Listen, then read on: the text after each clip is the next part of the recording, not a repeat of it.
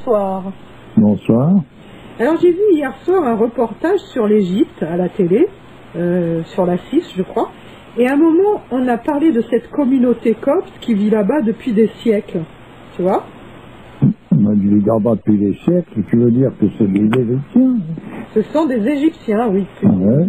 C'est pas une communauté qui est venue se rajouter aux Égyptiens, c'est des Égyptiens. Voilà, tout à fait. Et en fait, ils se trouvent de plus en plus en précarité, tu vois.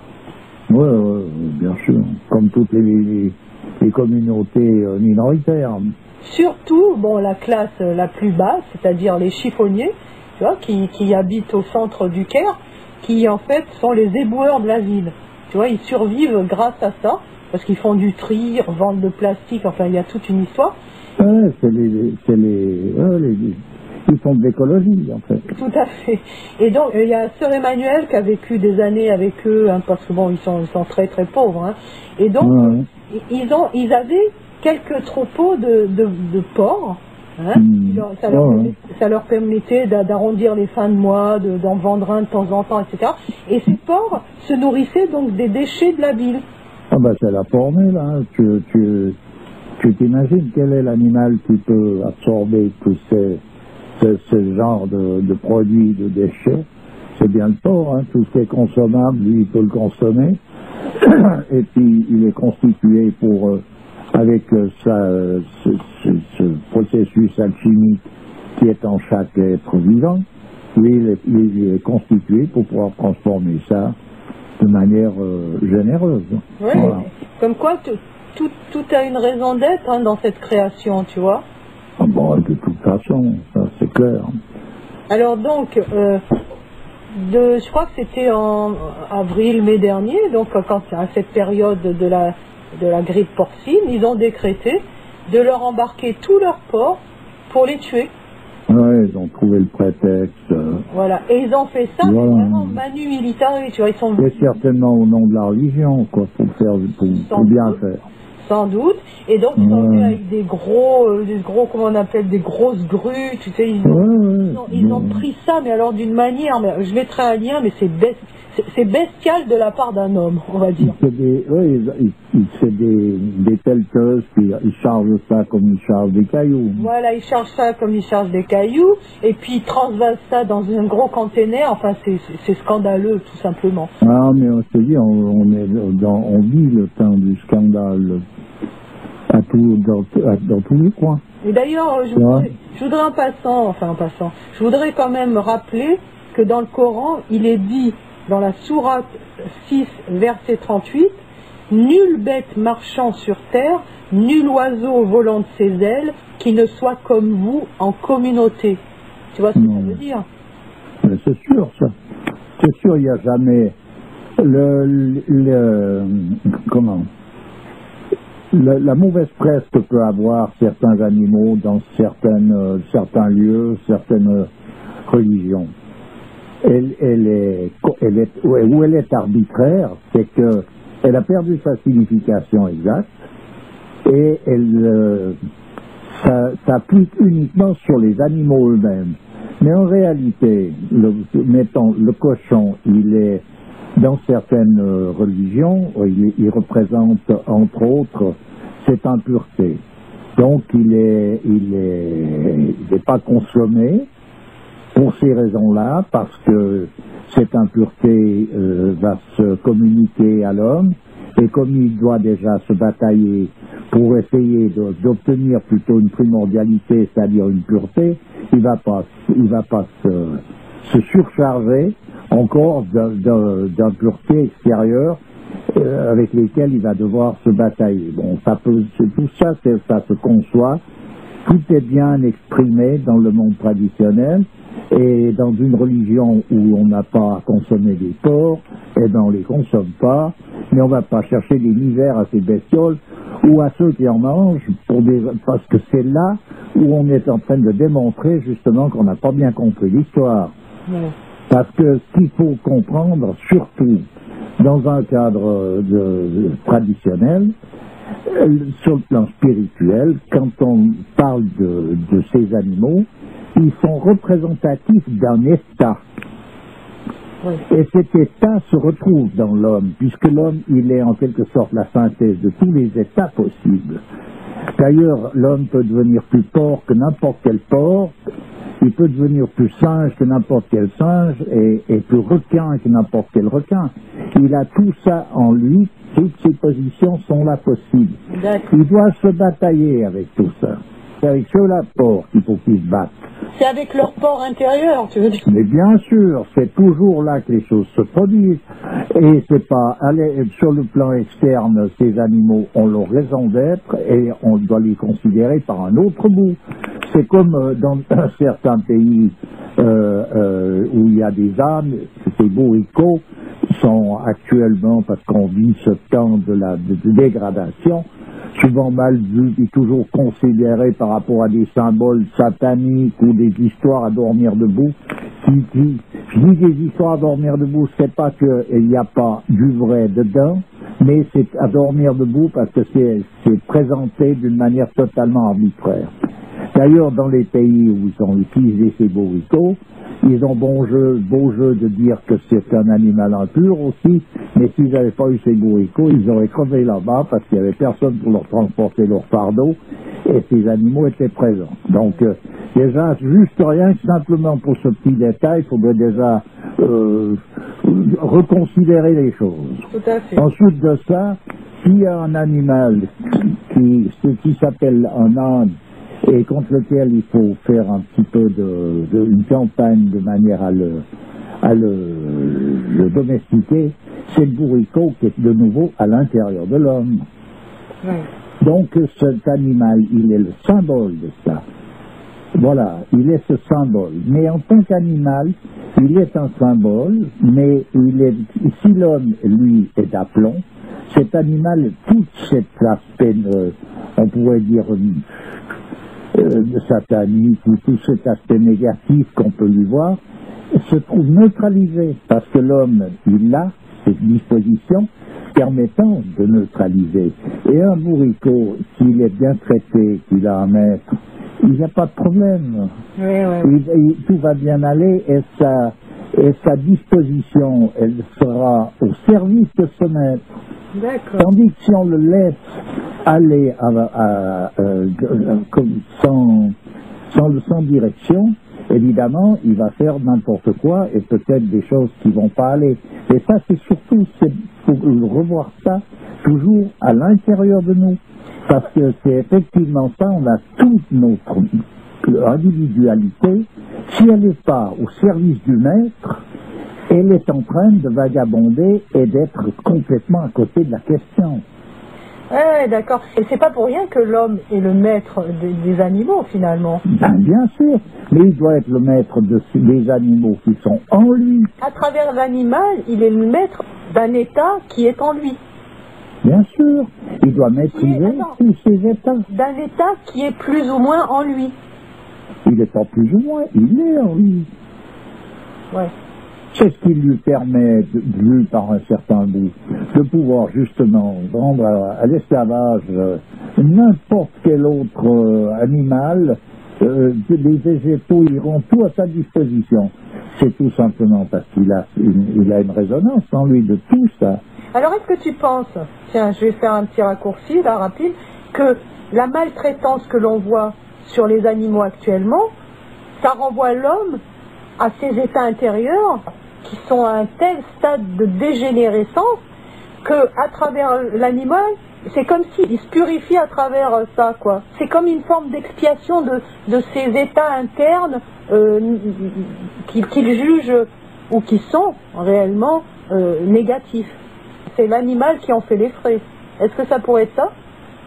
Non, ce qui est réel, c'est que l'homme est dans une telle dégénérescence qu'il est en train de continuer de plus en plus à une vitesse exponentielle à se détruire lui-même.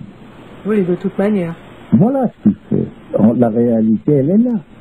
Alors il a l'impression de détruire l'extérieur, quelque chose qui le contrarie, qui est en train de l'empêcher ou je sais pas quoi par rapport à une idéologie bâtarde, mais en réalité, il est en train de se détruire.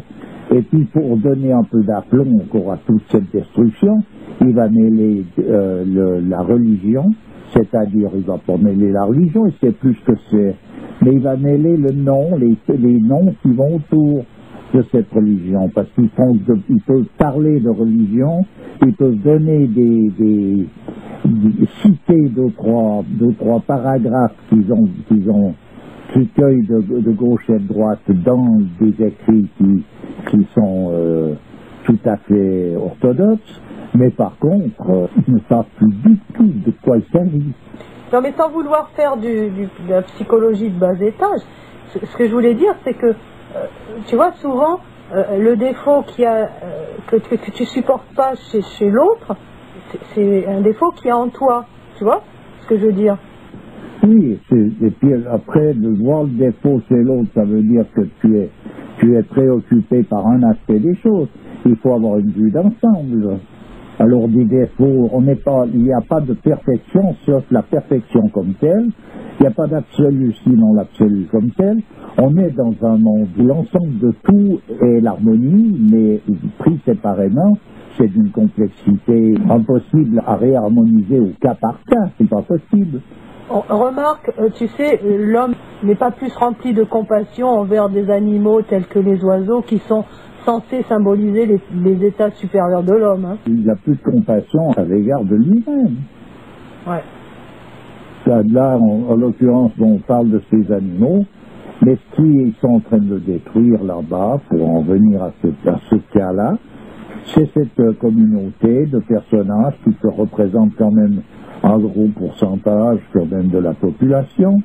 Ils sont en train de les démolir, de les détruire, comme on détruit les Palestiniens, comme on détruit je sais pas qui ailleurs, de partout, les petites communautés, allez, on les zappe. Les Touaregs dans le désert. Voilà, etc., etc. Les Kurdes, enfin, toutes les petites communautés. Hein. Voilà, surtout que d'un lieu comme d'un autre, on peut les regarder par le bout qu'on veut, mais de toute façon, ils ont par la grâce de Dieu et par l'obligation qu'ils ont à cause de leur précarité, ils sont très souvent beaucoup plus près de Dieu que tous les auteurs de la loi qui sont en train de vouloir les juger. De toute manière, tu vois, cette communauté, ce sont des chrétiens orthodoxes. Tu vois ce que ça veut dire quand même? Oui, tout à fait. Donc ils sont... Et tu as levé... Hein? Non, vas-y. Vas-y. Oui, tu as levé juste là, tout à l'heure, le lièvre sur les Touaregs. Moi, je les ai rencontrés, parce que j'en ai rencontré des Touaregs, parce que j'ai fait un périple dans le désert. Moi, c'est chez ces gens-là que j'ai rencontré les hommes qui étaient le plus près de l'islam. Ouais. C'est pas ailleurs. Hein. Ouais. Je veux dire, à part... tu veux dire dans un ensemble communautaire. Oui. Voilà, je ne veux pas dire pris séparément, parce que il y a des personnages d'élite qui peuvent se retrouver en plein cœur de Paris, de Marseille, du Caire, d'Alger, de n'importe où. C'est pas ça l'histoire.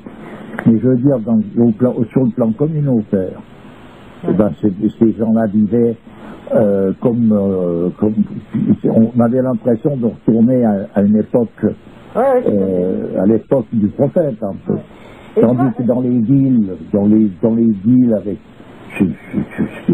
je veux dire, moi j'ai traversé Alger, là, il y a je sais pas combien, c'était Marseille, mais ça avait changé.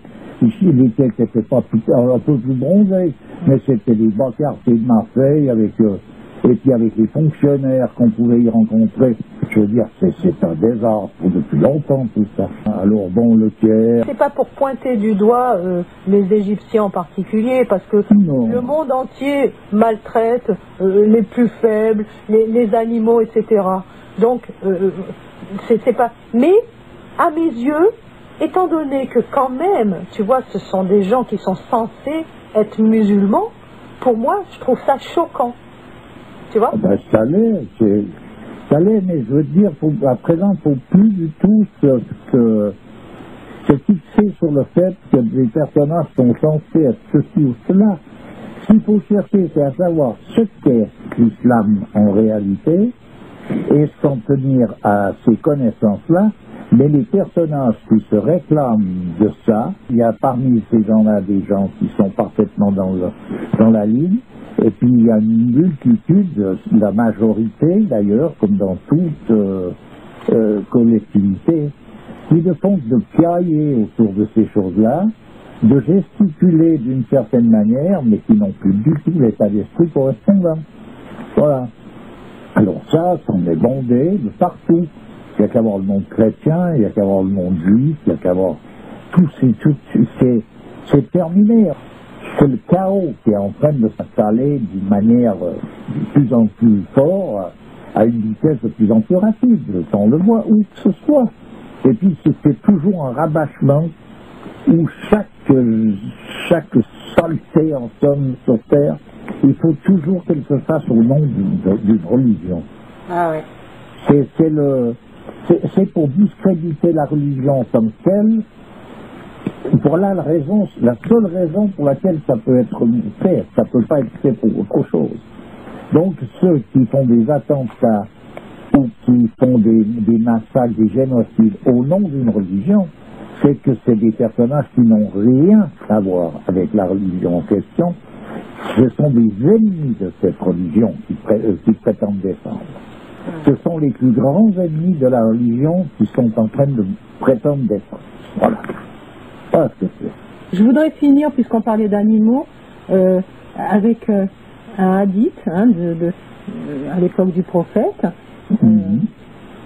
qui est très significatif de l'attitude que l'homme doit avoir avec l'animal. Alors, tu vois, c'est un voyageur assoiffé qui trouva un puits un jour sur son chemin. Il y descendit pour étancher sa soif, et une fois ressorti, il vit un chien en train de lécher la boue tellement qu'il avait soif, quoi. L'homme pensa que le chien devait avoir autant soif que lui. Il redescendit alors dans le puits, remplit son chausson de cuir en eau et ressortit tenant le chausson entre les dents. Ainsi, il étancha la soif du chien. Dieu se réjouit de ce geste de bonté et absolut l'homme de ses péchés. Les compagnons du prophète s'enquirent. « Ô messager de Dieu, y a-t-il aussi une rétribution concernant les bêtes et les animaux sauvages ?» Le prophète répondit. Il y a une rétribution concernant toute créature ayant un cœur vivant. Voilà. Et même le cochon a un cœur vivant. Tout à fait.